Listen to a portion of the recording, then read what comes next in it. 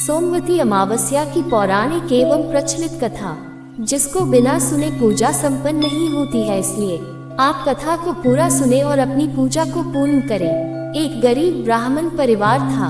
उस परिवार में पति पत्नी के अलावा एक पुत्री भी थी। वह पुत्री धीरे धीरे बड़ी होने लगी।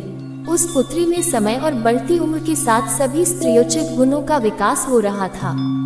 वह लड़की सुंदर, संस्कारवान एवं गुणवान थी, किंतु गरीब होने के कारण उसका विवाह नहीं हो पा रहा था।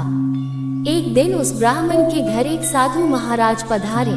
वो उस कन्या के सेवा भाव से काफी प्रसन्न हुए। कन्या को लंबी आयु का आशीर्वाद देते हुए साधु ने कहा कि इस कन्या के हथेली में विवाह योग्य रेखा नहीं है।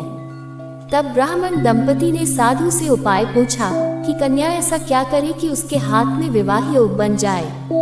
साधु ने कुछ देर विचार करने के बाद अपनी अंतर्दृष्टि से ध्यान करके बताया कि कुछ दूरी पर एक गांव में सोना नाम की धोबिन जाति की एक महिला अपने बेटे और बहू के साथ रहती है, जो बहुत ही आचार विचार और संस्कार संपन्न तथा पति परायण है। यदि यह कन्या उसकी सेवा करे और वह महिला इसकी शादी में अपने मान का सिंदूर लगा दे, उसके बाद इस कन्या का विवाह हो तो इस कन्या का वैधव्य योग मिट सकता है। साधु ने ये भी बताया कि वह महिला कहीं आती जाती नहीं है। ये बात सुनकर ब्राह्मणी ने अपनी बेटी से धोबिन की सेवा करने की बात कही। अगले दिन कन्या प्रातःकाल ही उठकर सोना धोबिन के घर जाकर साफ सफाई और अन्य सारे करके अपने घर वापस आ जाती। एक दिन सोना धोबिन अपनी बहू से पूछती है कि तुम तो सुबह ही उठकर सारे काम कर लेती हो और पता भी नहीं चलता।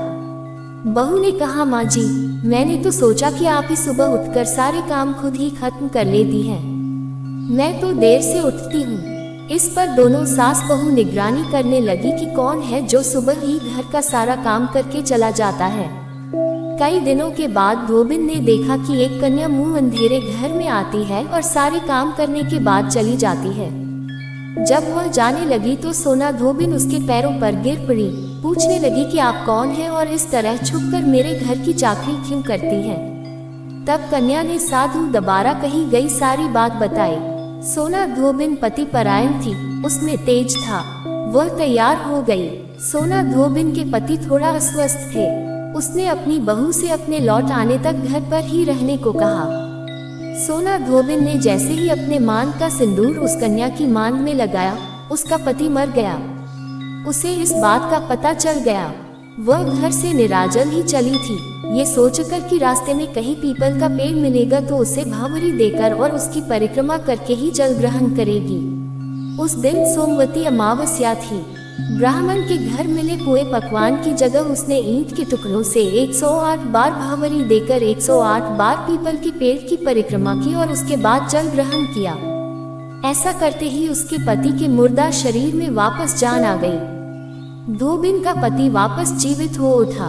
इसीलिए सोमवती अमावस्या के दिन से शुरू करके जो व्यक्ति हर अमावस्या के दिन भावरी देता है, उसके सुख और सौभाग्य में वृद्धि होती है। पीपल के पेड़ में सभी देवों का वास होता है।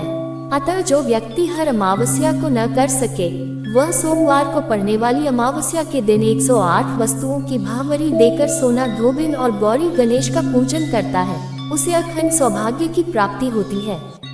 ऐसी प्रचलित परंपरा है कि पहली सोमवती अमावस्या के दिन धान, पान, हल्दी, सिंदूर और सुपारी की भावरी दी जाती है।